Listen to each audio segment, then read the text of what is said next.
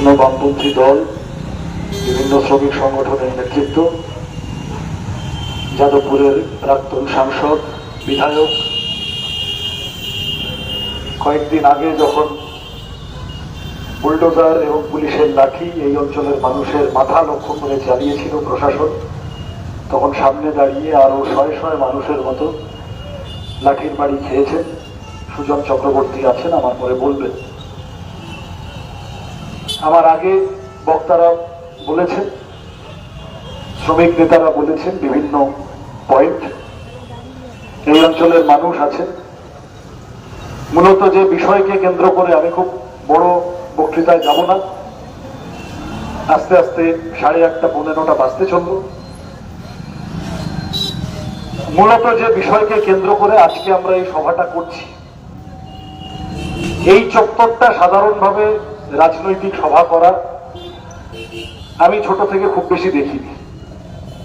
ইউনিভার্সিটিতে পড়তাম বা তারও আগে স্কুলে পড়ার সময় মাঠে খেলাধুলা করে মূলত 212 ধরে বা 1 নম্বর ধরে এখান দিয়েই যেতাম, বা অটো ধরে রামলাল বাজারের। কোন রাজনৈতিক দল এইখানটায় খুব সভা করছে আমার চট করে স্মরণে পড়ে না। আজকে এই চত্বরে সভা করতে হচ্ছে এবং আমি বাজি রেখে বলতে পারি আমাদের এই সভার ভিড়ে যারা আছেন তারা সবাই গতকাল অব্দি বামপন্থীদের সভায় আসতেন তা নয়, তার বাইরেও রাস্তায় আশেপাশে অনেক মানুষ ছড়িয়ে ছিটিয়ে আছে। একটা বিশেষ কারণে এই সভাটা করতে হচ্ছে। বিগত মে মাসের শেষের দিকে একটা খবর আসে যে নতুন সরকার হয়েছে রাজ্যে। নতুন সরকার আসার পরে রেল দপ্তরের সাথে রাজ্যের নতুন সরকার ঘটনাচক্রে রেল দপ্তর যারা চালায় এবং রাজ্যে এখন যারা নতুন সরকারে একই রাজনৈতিক দল বিজেপি, তারা মিলে একটা কোনো সাজস করেছেন। বিভিন্ন স্টেশনে, বিভিন্ন অঞ্চলে, বিভিন্ন ঝুপড়িতে, বিভিন্ন গুমটিতে, বিভিন্ন রাস্তার ধারের জায়গায়, ফুটপাথে উচ্ছেদ অভিযান চালানো হবে।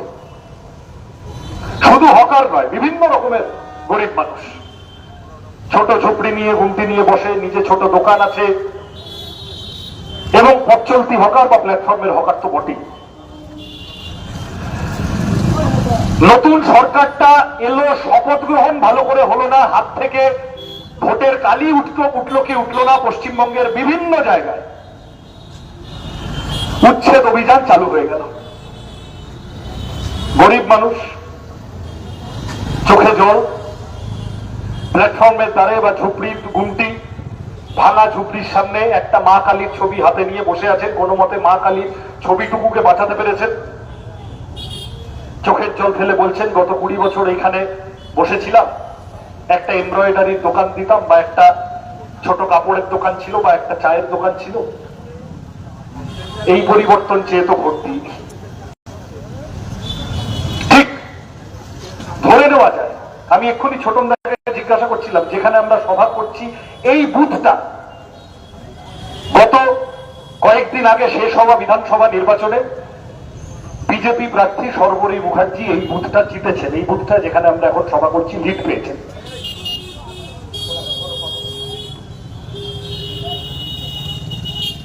বিজেপি জিতেছে এই বুথটায়। এই উত্তরণের মানুষ কি আশেপাশের এইসব চত্বরের অলিগলির মানুষ, ওদিকে শেখপাড়ার ভিতরে মানুষ বা পালবাজারের ভিতরে, ওদিকে গড়ফার দিকে যেতে গেলে, এদিকে সন্তোষপুরের দিকে এগোলে প্রায় প্রত্যেকটা অঞ্চলে বিজেপি ব্যাপক আকারে জিতেছে। সাধারণ মানুষ চেয়েছেন তৃণমূল চোর, ডাকাত, চিটিংবাজ, তোলাবাজ এবার হারাতে হবে। ডিসাইসিভ ভোট হয়েছে তৃণমূলকে হারাবো। রাজনীতি করি, আমি নিজে সিপিএম করি, ভোট চাইতে গেলে সিপিএম এর হয়ে ভোট চাইব, সব ঠিক আছে, সব এভরিথিং আছে, সব ঠিক আছে। 7 তারিখ রাত্রিবেলা একজন মানুষ হিসেবে এই সামনে জায়গা, অটো স্ট্যান্ডের মুখটা, ব্রিজটা যেখানে নামছে, যখন এই অঞ্চলের মানুষ, তালতলার মানুষকে বা এই পাড়ার উত্তরণের লোককে যখন একটা গলিতে ঠেসে দিয়ে পুলিশ ফোর্স লাঠি চালানোর ভয় দেখাচ্ছিল, ওই চক্রব্যূহের মধ্যে পুলিশ পরিবেষ্টিত, বুলডোজার পরিবেষ্টিত, হুমকি পরিবেষ্টিত হয়ে দাঁড়িয়ে আমার মনে হচ্ছিল যে এতটুকু মায়া নেই শরীরে, এতটুকু হায়া নেই শরীরে। কয়েকদিন আগে এই লোকগুলোর ভোটে জিতে এসেছো, আজকে এইভাবে লাঠি চালাচ্ছ এই লোকগুলোর উপর। আমি খুব ব্যক্তিগতভাবে আপনাদের বলছি, সিপিএম, তৃণমূল, কংগ্রেস, বিজেপি ছাইড়া দেন। যে লোকটার ভোটে জিতে এলাম দুদিন আগে, সে এক ধরনের স্বপ্ন দেখে, সে এক ধরনের প্রত্যাশা নিয়ে বিকাশ ভট্টাচার্যকে ভোট দেয়নি, মলয় মজুমদারকে হারিয়েছে। আমি এক মাসও হলো না আমি তার মাথা লক্ষ্য করে লাঠি চালিয়ে দেবো, পিটিয়ে দেবো তাকে। কেন? সে নিজের হকটা, নিজের রোজগারের ওইটুকু জায়গা সে বাঁচাবে বলে দৌড়েছে। হতে পারে কখনো? মে মাসের শেষের দিকে খবর এলো ভাঙচুর হবে। যাদবপুর স্টেশনের প্ল্যাটফর্মের হকার বন্ধু যারা আছেন, বিভিন্ন পার্টি করেন, করুন, কোনো অসুবিধা নেই। কেউ কেউ জানালেন যে যাদবপুরের মাননীয় বিধায়ক সর্বরিদি এসেছিলেন, এসে বলে গেছেন যে আমি দেখছি, কথা বলছি, ভরসা দিয়ে গেছেন। খুব ভালো কথা। জনপ্রতিনিধি জিতেছেন, যা ভোটে জিতেছেন তার করবেন, সেটাই তো উচিত। যেদিন এই খবর পেলাম প্রায় সেই দিনই দেখলাম দমদম রেল স্টেশন, সেখানেও বিজেপির বিধায়ক অরিজিৎ বক্সি একই রকম ভাবে ভরসা দিয়েছিলেন। সেখানকার লোকেদের রেল স্টেশনটা রাত্রিবেলা আরপিএফ ভাঙচুর করে দিয়ে চলে গেছে। সিআইটিউ বা ইত্যাদি বামপন্থী শ্রমিক আন্দোলনের কর্মীরা তারা সামনে দাঁড়িয়ে থেকে আটকানোর চেষ্টা করেছে, পারেনি। সিআইটিউ নেত্রী গার্গী চ্যাটার্জি দেখলাম কাঁদছে, আটকাতে পারলাম না। এত বললাম, 5 বার 6 বারের এমপি, ব্যারাকপুরের, বুড়ো হয়ে গেছে, প্রায় 90 বছর বয়স, তড়িৎ তোপদার ছুটে এসে হাত জোড় করে বলেছে যে আমাকে একটা দিন সময় দিন, আমি কালকে রেলমন্ত্রীর সাথে কথা বলবো, আজকে রাত্রিটা ভাঙবেন না। আরপিএফ ভেঙে দিয়েছে দমদমে বিজেপির এমএলএ। তারপরের দিনই বা তার আগের দিন দেখলাম উত্তরপাড়া বিজেপির এমএলএ একই রকম ভাবে ভেঙে, কুচবিহার বিজেপির এমএলএ একই রকম ভাবে ভেঙে দিয়েছে। এখানকার হকার বন্ধুরা ডাকলেন, ডেকে বললেন সৃজন ভাই তোমরা কি থাকবে? আমরা পুরোটা ভরসা পাচ্ছি না। আমি বললাম থাকবো। দেখেন, আমি রাজনীতি করি, আমি বা আমরা যে কেউ, লোকে চেনে আমাদেরকে যে এরা লাল ঝান্ডার লোক। আমি তো সেটা লুকাতে পারবো না, কিন্তু এটা ঠিক সিপিএম, তৃণমূল, বিজেপি করার ব্যাপার না। আপনারা সবাই থাকবেন একসাথে? বলবো হ্যাঁ। মিছিল হলো, মিটিং হলো, হকারদের মধ্যে কিছু বিজেপি লাল ঝান্ডা মিছিল আমার স্বস্তি হচ্ছে।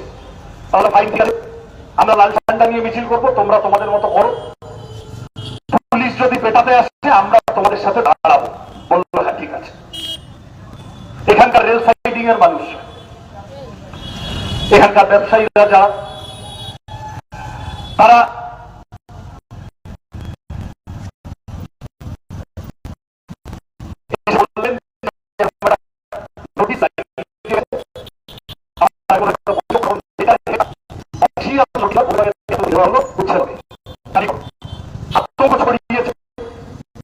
পশ্চিমবঙ্গের অভিজ্ঞতা দেখি। রেল সাইডের বন্ধুরা এসে বললেন আমাদের কাছে 1980 সালের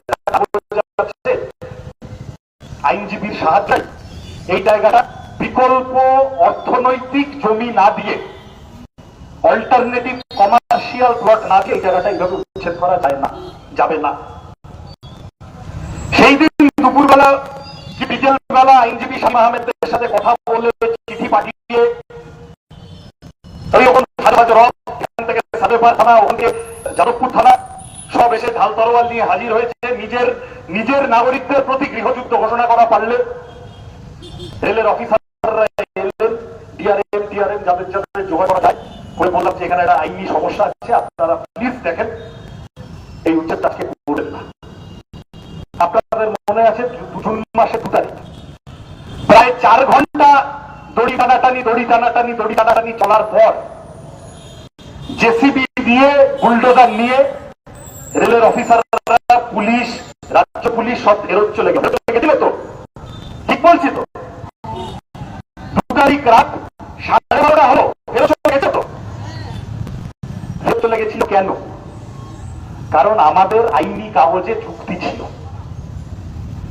আমাকে পরে পুলিশের লোকেরা বলেছে যে এত লোকজন নিয়ে সবাই জড়ো হয়ে গেছিল, আমরা ঠিক সাহস পাচ্ছিলাম না।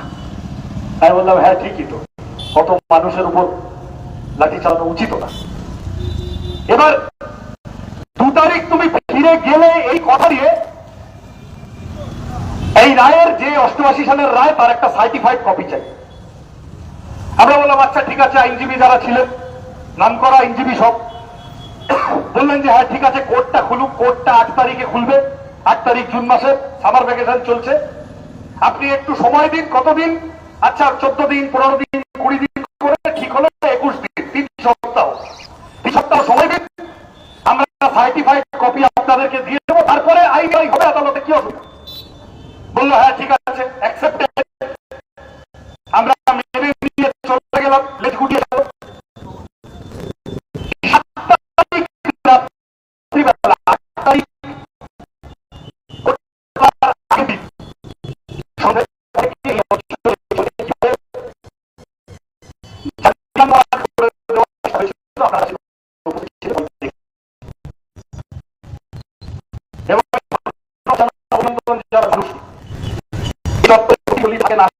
থাকেন সেই সব মানুষ, আমরা রাজনীতির লোক, আমাদের কাজ। তারিখ সাধারণ মানুষ নিজেরা যেভাবে দাঁড়িয়ে থেকে চোখে চোখ রেখে বলেছেন তা করছো, ঠিক হচ্ছে না। পুলিশের লাঠির সামনে ভয় পাননি, হক কথাটা বলেছেন, আমি ধন্যবাদ জানাবো। যারা যারা সেদিন দাঁড়িয়ে পুলিশের লাঠির সামনে দাঁড়িয়েছিলেন, যারা যারা 7 তারিখ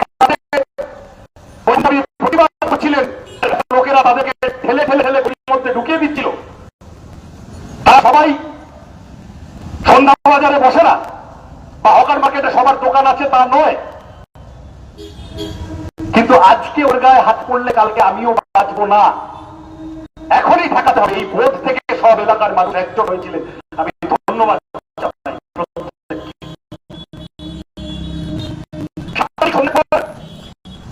সুজনদা ছিলেন, সুজনদা বারবার বললেন,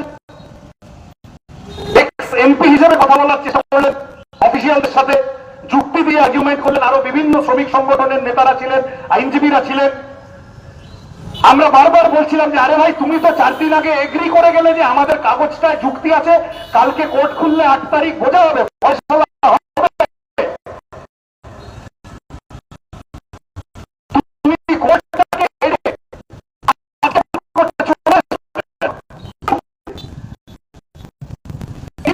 পয়সা না, এখানে যারা দোকান দিয়েছে পয়সা দেবে না, তাদেরকে কিন্তু করতে দাও। ব্যবসা লোকের অধিকার তোমায় কে দিয়েছে?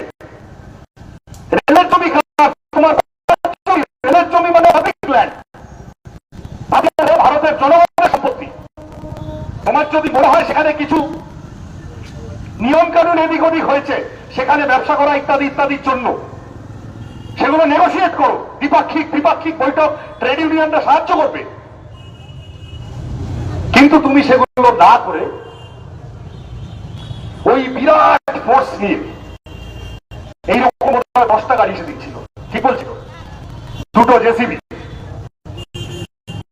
বিভিন্ন কোথাও থেকে অ্যারেস্ট করে নিয়ে গেল, যে পঞ্চসার থানায় নিয়ে গিয়ে হাজির করছে। আমি বললাম আপনারা কি করছেন?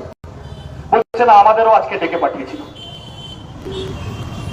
কোথা থেকে সব নিয়ে এসে এখানে ভাঙচুর করতে হবে, মারপিট করতে হবে, লোককে ভয় দেখাতে হবে। কেন এত তাড়া? কিসের এত তাড়া ছিল? আইনকে ভয় পাচ্ছিলেন? আইন ভয় পাচ্ছিলেন? অন্যায় হওয়া, এই অঞ্চলের সাধারণ মানুষ সহ আমরা কেউ পাল্টা যুদ্ধ করতে আসি। আমরা যুক্তি নিয়ে যাদবপুর ইউনিভার্সিটির বাচ্চা ছেলেমেয়েরা রবীন্দ্রনাথ, গান্ধীজি, সুভাষ বোসের ছবি নিয়ে এসেছে। আমি বাচ্চাকে ধরে জিজ্ঞাসা করলাম কি ব্যাপার এইগুলো কেন? বলছে দাদা যাই বলো, গান্ধীজি রবীন্দ্রনাথের ছবির উপর লাঠি মারতে নিশ্চয় দুবার ভাবতে বলো। এই বিশ্বাস থেকে শান্তিপূর্ণভাবে যুক্তি দিয়ে আলোচনা করার জন্য, গণতন্ত্রের নিয়ম মেনে মানুষ এখানে জড়ো হয়েছে, ভাঙচুর করে দিল, মারধর করলো, মাথা কাটলো, কত আহত হলো, ছত্রখান হলো, আমরা কয়েকজন অ্যারেস্ট হলাম। এখন বলছে যে না, ভাগাভাগি করানোর চেষ্টা, এইটা রেল হকার, ওইটা হকার মার্কেট, এইটা সাইডিং এর ব্যবসায়ী, এইটা কলোনির লোক, ওইটা উত্তরণের লোক। আমরা প্রথম থেকে বলেছি এই ভাগটা করো না। ঠিক রেলের জমি কোথাও এক্সপেনশন ইত্যাদি ইত্যাদি প্রয়োজন হতে পারে, তুমি আমার এলাকার মানুষের সাথে এইভাবে উচ্ছেদ করা যায় না। আমাদের দেশের এই সংবিধানেরই আর্টিকেল 21 মর্যাদাপূর্ণ জীবনের অধিকার, এই লোকগুলো খাবে কি? এই যে পঙ্কজ একটু আগে বলছিল বাঘাযতীন স্টেশনের হকার, প্ল্যাটফর্মের হকার, ঢাকুরিয়া স্টেশনের মধ্যে কথা হয়েছিল ভাঙবে বলে গিয়েছিল, সেখানেও সুদীপ দ্বারা ছিল, কলতার সদর প্রশাসক ছিল, সবাই মিলে দাঁড়িয়ে আটকে দিয়েছে, ফেরত পাঠিয়ে দিয়েছে। কি হচ্ছে? এইভাবে উচ্ছেদ করা যায়?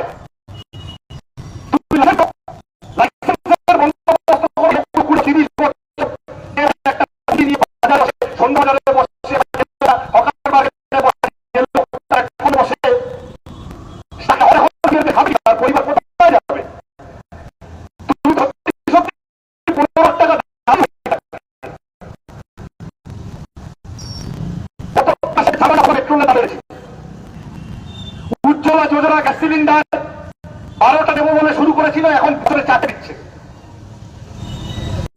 সব ভোটের খাতা, ভোটের রেজাল্ট সব পোস্টাল ব্যালটে বিজেপি জয়ী, সব পোস্টাল ব্যালটে বিজেপি জয়ী।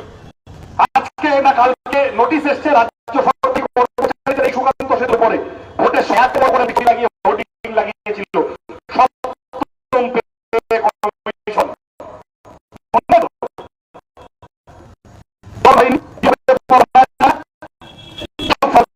বাড়িতে চিঠি চলে মাটি টাকা লাগবে, বিদ্যুতের বেশি করে উসুল করবো।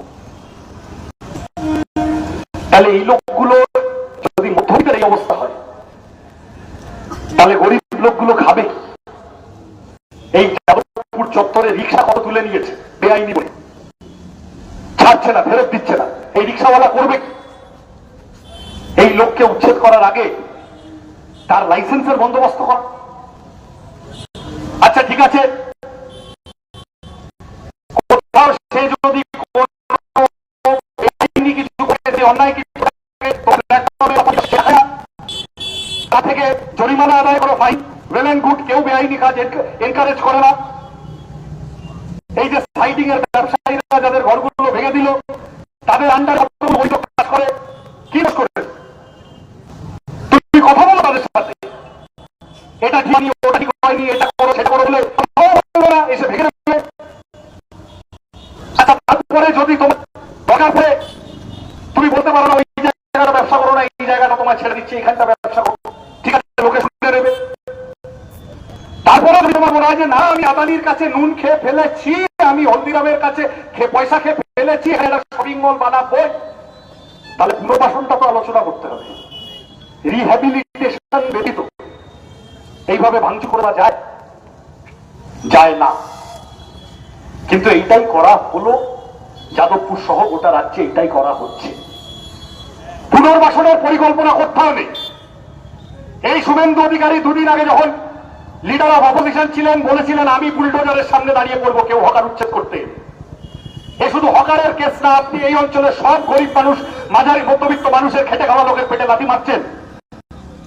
আপনার সরকার রেল দপ্তরের মুখোমুখি দাঁড়িয়ে কথা বলতে পারছে না। রেলমন্ত্রী এলো কলকাতায়, আপনি কিছু বললেন না, বলতে পারলেন না, আপনার এমএলএরা, আপনার মন্ত্রীরা বলতে পারলো না, ঘাড় নিচু করে সব মেনে নিয়ে চলে গেল। আপনারা সন্ধ্যা বাজারের পেটে লাথি মারছেন, আপনারা হকার মার্কেটের পেটে লাথি মারছেন, তালতলার পেটে লাথি মারবেন, রেল কলোনির পেটে লাথি মারবেন, উত্তরণের পেটে লাথি মারবেন, সাইডিং এর ব্যবসায়ীদের পেটে তো লাথি মেরে দিয়েছেন, প্ল্যাটফর্মের হকারদের পেটে লাথি মারবেন। মানা যায় নাকি? হয় নাকি? এই জিনিস মানা যাবে না। আমি শুনেছি 7 তারিখ এখানে এসে এখানকার মানুষের উপর, এবং সবকটা ছবি দেখবেন, পরে কেউ যদি ফটো দেখেন লাঠিটা ওপর থেকে চালাচ্ছে, মানবাধিকার বিরোধী। পুলিশের লাঠি চালানোর কথা কোমরের নিচে, দুটো না তিনটে লোকের মাথা ফাটিয়েছে, সুজনদা নিজে মাথায় লাঠি খেয়েছে, কত লোক খেয়েছে। এই যে লাঠি চালানো, আমি যা শুনেছি সাধারণ মানুষের গোটা রাজ্য জুড়ে বিপুল প্রতিক্রিয়া তৈরি হয়েছে সেই দিন যাদবপুরে যা হয়েছে তার ভিত্তিতে। সেই প্রতিক্রিয়া, মানুষের রাগ, মানুষের ক্ষোভ, গরিব মানুষ, খেতে খাওয়া লোক বলছে এটা ঠিক হচ্ছে না, সেটা দেখে বলছে দুর্নীতি এখন নাকি অল্প সময়ের জন্য খানিকটা ফিরে চলো নীতি গ্রহণ করেছে। বলছে আচ্ছা ঠিক আছে, এখন তাহলে একটু দেখা যাক, এখনই হাত দেবো না, হাত দিলে ছেঁকা খেতে হবে, মানুষ খেপে যাচ্ছে। 17 তারিখ আইনি লড়াই হবে, আইনজীবীরা গোটা বাংলা বিভিন্ন ধরনের কেস ইত্যাদি ইত্যাদি নিয়ে আসবেন, আদালতকে আবেদন করব। এখানে যে মিডিয়ার দুটো চারটে লোক আছে আমার, তাদের মাধ্যমেও মহামান্য আদালতের কাছে আবেদন, মানবিক দৃষ্টিভঙ্গিতে দেখুন, হিউম্যানিটেরিয়ান প্রশ্ন এটা। আদালতকে মানবিক দৃষ্টিতে পুনর্বাসন ব্যতীত এইভাবে উচ্ছেদের পরিকল্পনা কারোর ক্ষেত্রে,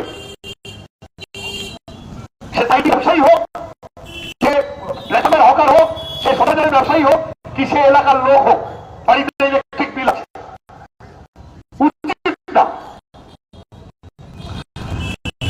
17 তারিখের দিকে আমরা